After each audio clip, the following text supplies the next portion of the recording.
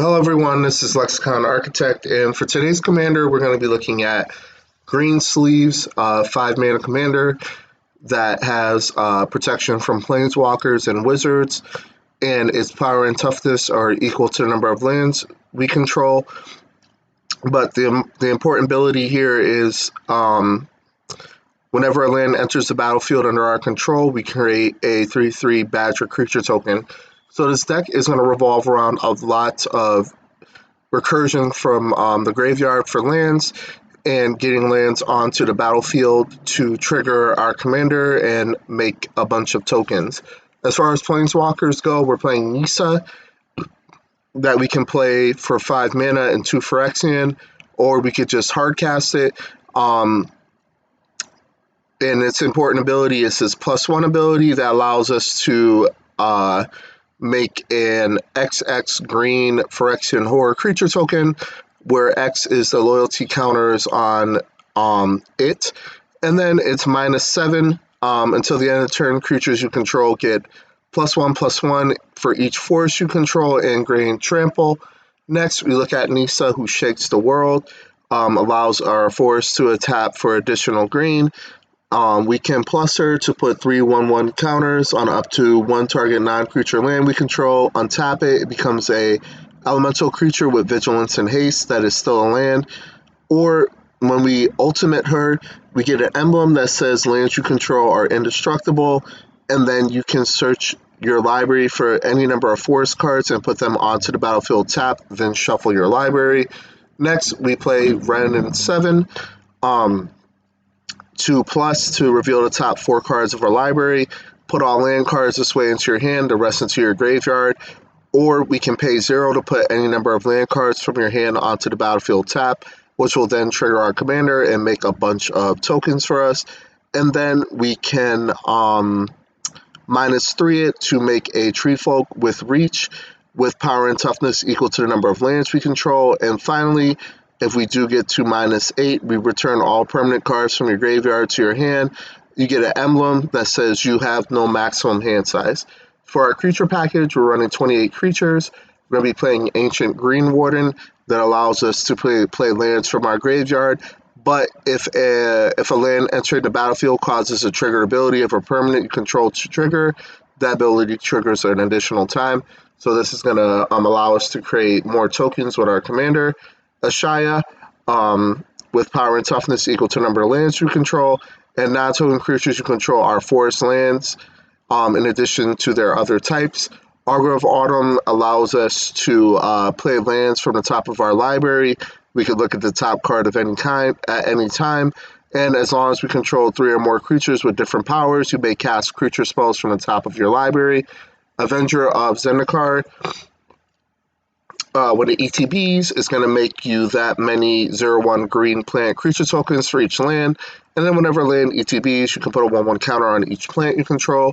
Azusa allows us to play additional lands. Beanstalk Giant allows us, for its adventure cards, to search for a land, put it onto the battlefield, and shuffle our library. And then for 7 mana, we can play this, and it has power and toughness equal to the number of lands we control. We play Beast Whisperer to draw cards.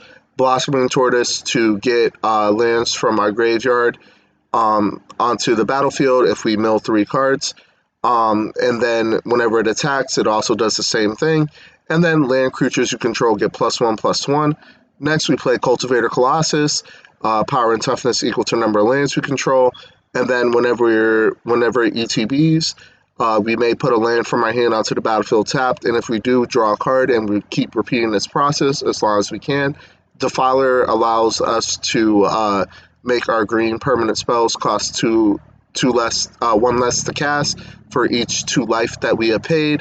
And it can only reduce the amount of green mana you pay. And then whenever we cast a green permanent spell, we put a 1/1 counter on each creature. End Phase Runner is our late game winner that allows us to pump our squad, give them vigilance and trample. Then we have elves, Finehorn elves and Landwar elves to help ramp. Lotus Cobra allows us to get landfall triggers. Nissa, when it ETBs, we search for a library for a land.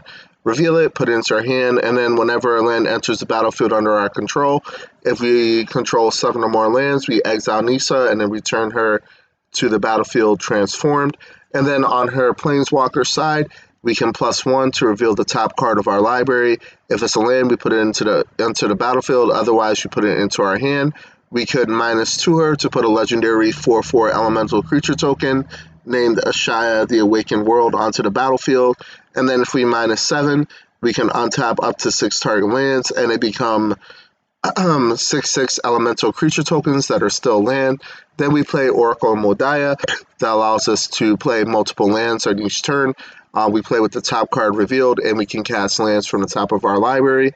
Next, we play Rampaging Balos. It is a landfall creature that says whenever a land ETBs, you create a 4/4 green beast creature token. Then we play Runanap Excavator, which is basically Crucible of Worlds, but on a creature that allows us to play lands from our graveyard. Sakura Tribe Elder allows us to ramp. Silverback Elder allows us to do one of 3 things. Whenever we cast a creature spell, we can either destroy a target artifact or enchantment, or we collect the top 5 cards of our library, and we may put a land from among them onto the battlefield tap, put the rest on the bottom of any order, or we can gain 4 life. Next, we play Spring Bloom Druid. When it ETBs, you may sack a land, and if you do, you search for 2 basic lands, you put them on the battlefield tapped, then shuffle your library. Next, Tireless Provisioner that has Landfall that says whenever a land ETBs under our control, we can either create a food or create a treasure token. Tireless Tracker is similar. Whenever a land ETBs, we get to investigate, so we create a clue that we can pay 2 to sacrifice and draw a card. And then whenever we sacrifice a clue, you put a 1/1 counter on Tireless Tracker. Next, we play Titania Nature's Force. That allows us to play forest from a graveyard. And then whenever a forest ETBs under our control, we make a 5/3 green elemental creature token that says whenever an elemental you control dies, you may mill 3 cards. Next, we play Titania Protector of Argoth. When it ETBs, we can return a land from the graveyard to the battlefield. And then whenever a land you control is put into the graveyard from the battlefield, create a 5/3 elemental creature token. Topiary Stomper allows us to get a land onto the battlefield when it ETBs, and then it cannot attack or block unless you control 7 or more lands. Then we play Vorinclex.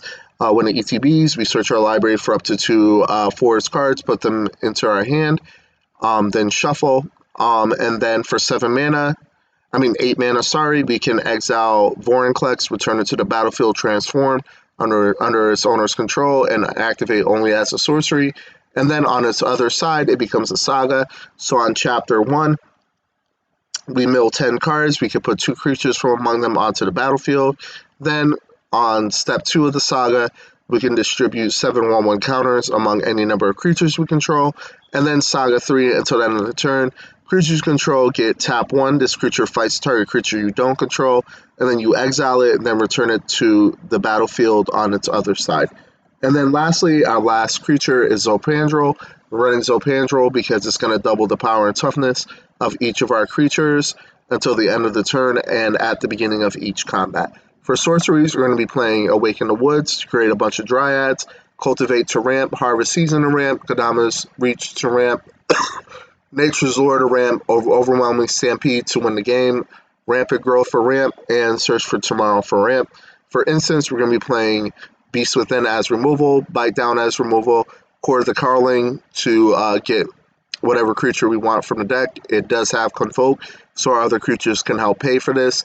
Harrow for ramp, Heroic Intervention for protection, Nature's Claim to destroy target artifact or enchantment, Ramp Through for removal, Return of the Wild Speaker to either buff or draw cards, Return to Nature to destroy either an artifact, enchantment, or exile card from a graveyard, and then Rolling Regrowth for ramp. As far as artifacts, we're going to be playing Arcane Signet, Cage Sun to double up on green mana, Soul Ring, and Sword of the Animus to thin our deck for lands. And then for enchantments, we're going to be playing Beastmaster's Ascension to pump the squad, Colossal Majesty to draw cards, Druid Class to play multiple lands, Elemental Bond to draw cards, Exploration to allow us to play multiple lands each turn. Garruk's Uprising to draw. Sylvan Anthem to pump our creatures, allow us to scry whenever we a green creature ETBs. Tribute of the World to put counters and draw cards. A Natural Growth to double the power and toughness of each creature control at the beginning of each combat, and up the Beanstalk for draw.